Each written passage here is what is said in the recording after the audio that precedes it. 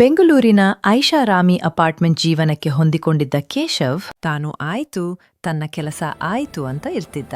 ಹೀಗಿರುವಾಗ ಒಂದು ದಿನ ತನ್ನ ತಾತನ ಹಳೆಯ ಮನೆಯನ್ನು ಮಾರಾಟ ಮಾಡುವ ಉದ್ದೇಶದಿಂದ ಮಲೆನಾಡಿನ ಸಕಲೇಶಪುರಕ್ಕೆ ಬಂದಿದ್ದ. ಅದು 175ರ ದಶಕದಲ್ಲಿ ಕಟ್ಟಲ್ಪಟ್ಟ ದೊಡ್ಡ ಮರದ ಮನೆ. ಸುತ್ತಲೂ ದಟ್ಟವಾದ ಕಾಡು ಮತ್ತು ಮೌನ ಆವರಿಸಿತ್ತು.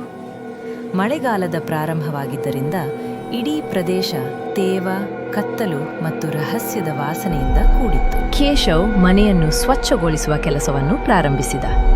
3ನೇ ದಿನ ಅವನು ಮರದ ನೆಲಹಾಸಿನ ಮಧ್ಯೆ ಸ್ವಲ್ಪ ಸಡಿಲವಾದ ಭಾಗವನ್ನು ಗಮನಿಸಿದ. ಕುತೂಹಲದಿಂದ ಆ ಹಲಗೆಯನ್ನು ಮೇಲೆತ್ತಿದಾಗ ಕೆಳಗೆ ಕಲ್ಲು ಮೆಟ್ಟಿಲುಗಳು ಕತ್ತಲಿಗೆ ಇಳಿಯುವುದನ್ನು ಕಂಡ. ತಕ್ಷಣವೇ ಅವನ ಮೈ ಜುಮ್ ಎಂದಿತ್ತು. ಆ ಮನೆಯ ನಕ್ಷೆಯಲ್ಲಿ ಈ ಬಾಗಿನಿ ಇರಲಿಲ್ಲ. ಗಾಢವಾದ ಮೌನ ಮತ್ತು ಕೆಟ್ಟ ವಾಸನೆ ಅಲ್ಲಿತ್ತು. ಬಾಗಿನಿ ಮಧ್ಯದಲ್ಲಿ ಒಂದು ದೊಡ್ಡ ಕಬ್ಬಿಣದ ಬಾಗಿಲು ಗೋಡೆಗೆ ಹೊಂದಿಕೊಂಡಿತ್ತು. ಬಾಗಿಲಿನ ಮೇಲೆ ತುಕ್ಕು ಹಿಡಿದ ಸರಪಳಿ ನೇತಾಡುತ್ತಿತ್ತು. ಕೇಶವ್ ಎಚ್ಚರಿಕೆಯಿಂದ ಸರಪಳಿಯನ್ನು ಮುಟ್ಟಿದಾಗ ಸರಪಳಿಯಿಂದ ಹೊರಬಿದ್ದ ಸಣ್ಣ ಶಬ್ದವು ಆ ಮೌನದಲ್ಲಿ ದೊಡ್ಡದಾಗಿ ಕೇಳಿಸಿತು.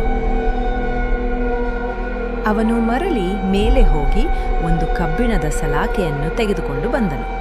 ಸಲಾಕೆಯಿಂದ ಸರಪಳಿಯನ್ನು ಮುರಿದು ಗಟ್ಟಿಯಾಗಿ ಎಳೆದು ಬಾಗಿಲು ತೆರೆದ. ಕಬ್ಬಿಣದ ಘರ್ಷಣೆಯ ಶಬ್ದ ಇಡೀ ಮನೆಯಲ್ಲಿ ಮೊಳಗಿತು.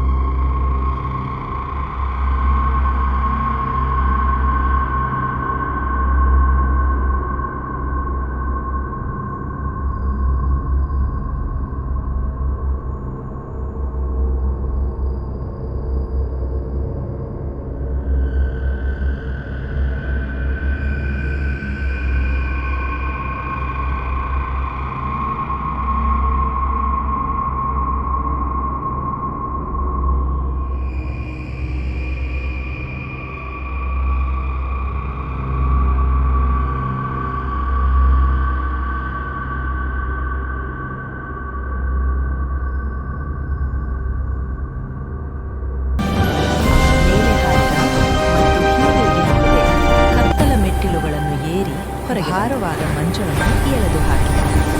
ಮಂಚವನ್ನು ಹಾಕುವಾಗಲೂ ಕೆಳಗಿನಿಂದ ತಣ್ಣನೆಯ ಗಾಳಿಯಂತೆ ಏನೋ ಒಂದು ಮೇಲಕ್ಕೆ ಏರುತ್ತಿರುವ ಅನುಭವವಾಯಿತು. ಕೇಶವ್ ಆ ಮನೆಗೆ ಬೀಗ ಹಾಕಿ ಹಿಂದಿರುಗಿ ನೋಡದೆ ಪಟ್ಟಣಕ್ಕೆ ಓಡಿದ. ನಂತರ ಒಂದು ವಾರದಲ್ಲಿ ಆ ಮನೆಯ ಕೀಲಿಗಳನ್ನು ಮತ್ತು ಮಾರಾಟದ ದಾಖಲೆಗಳನ್ನು ಒಬ್ಬ